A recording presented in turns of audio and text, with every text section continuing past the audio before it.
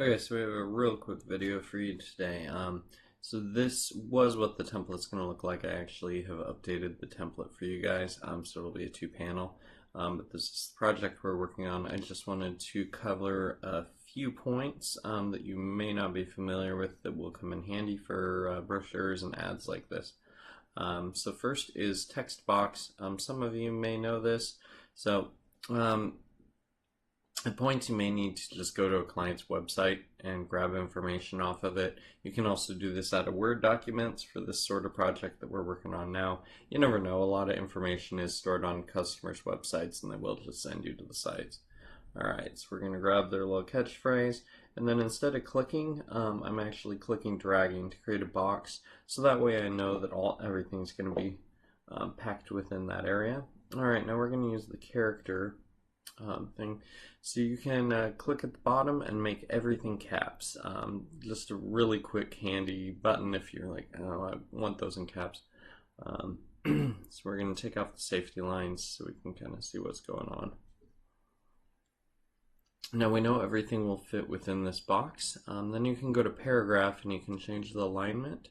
And if you have a word that's too long, it's not really cooperating with me, so I'm going to have to make up a word here.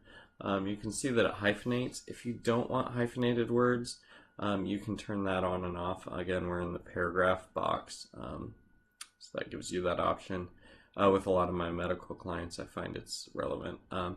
Now, these three alignment options will kind of spread out all the text throughout. I like to use these because, as you can see on the right here and the left here, this now aligns the text, and then it leaves this middle line kind of natural. It'll create bigger gaps.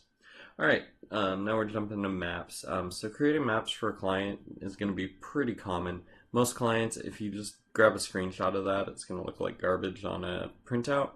But definitely use Google. It's a resource. So zoom out, find where you can get some highways, some major intersections, some major roads. Just do a screen grab of that.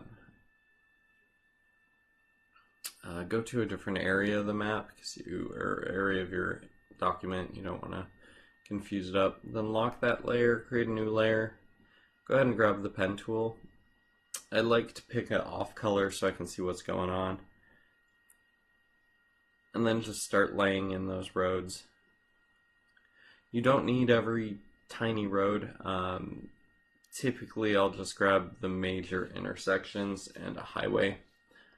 So Walnut Hill, Lover's Lane, these are all big ones that people will recognize on a map. So just go ahead and trace. Again, I lock that lower layer so I don't have to worry about accidentally selecting it, moving it.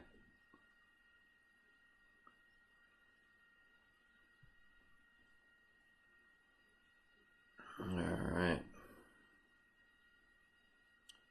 So we're getting there. I'm going to call it good. Alright, so McAllister's Deli is right there. I'm going to just fine tune a little bit where the client actually is because you want that to be pretty relevant. And then you can even bring spacing in if you need to. I could move this whole highway over more to the side.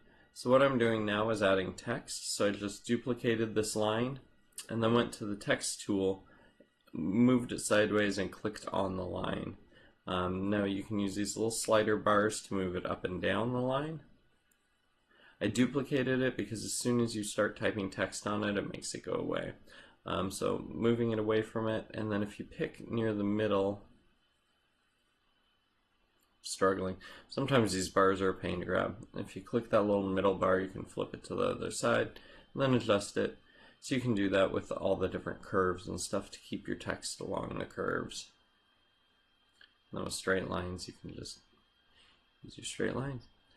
So then zoom out here and there, just make sure that the lines are legible. For highways, I like to make them really thick. If you do have any small streets, you can just make the lines a little bit thinner. Usually highways, I'll make orange, it just works better. Color-wise, we don't have any really light, good background colors. So I'm just going to make a little light gray, throw that to the back. Make a star, and in hindsight now I realize the location's actually on the other side, but you get the idea. I also like to use a logo instead of a star, depending on the client. So yeah, really quick, and then you can go ahead, copy the address, paste that in below, and you have a quick, easy, personalized map. Thanks.